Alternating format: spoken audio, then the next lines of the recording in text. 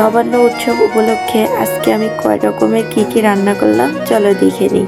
অবশ্যই কিন্তু তোমরা শেষ পর্যন্ত দেখে যাবে আমি কি রান্না করলাম। ছোটবেলায় যখন নবান্ন হতো তখন মনের মধ্যে একটা আনন্দ অনুভূতি আলাদাই রকম হতো, কিন্তু সেটা সময়ের সাথে সাথে চলে গেছে। কেমন জানি সেই আনন্দটা এখন আর মনে হয় না। দেখো এখানে আমি মাছটা ভেজে নিয়েছি। মাছটা ভাজা শেষে আমি আলু, ফুলকপি, টমেটোটা ভেজে নেব।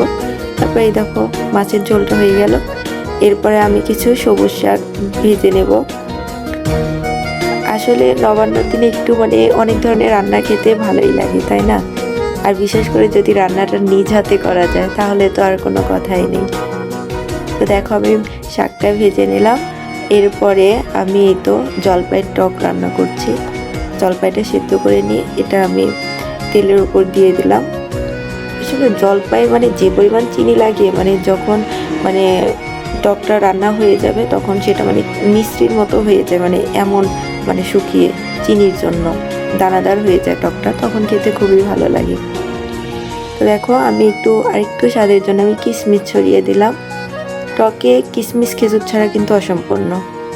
এরপরে আমি তো এখানে পায়েস রান্না করছি। পায়েসটা বরাবরই ভীষণ পছন্দের, আর যদি মনের মতো করে আমি রান্না করি তখনই। দেখো কিশমিশও দিয়ে দিয়েছি আমি পায়েসে।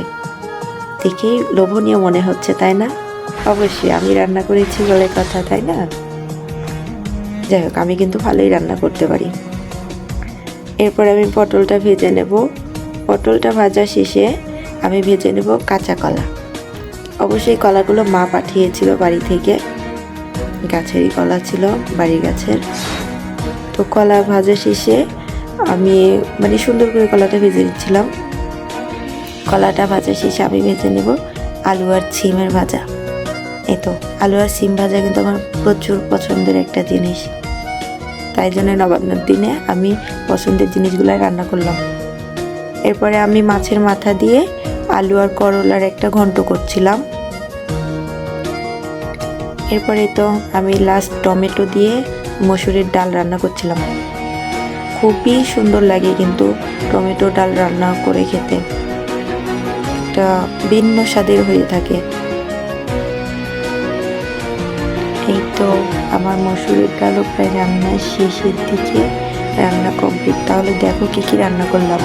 আলু ফুলকপি দিয়ে মাছের তরকারি, এখানে টমেটো দিয়ে মসুরের ডাল ছিল, আর ছিল আলু করলার ঘন্ট মাছের মাথা দিয়ে, আর আলু সিম ভাজা।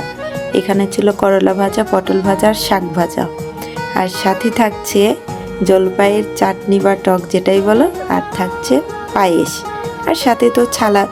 এমন হয়েছে রান্নাগুলো জানাবে কিন্তু।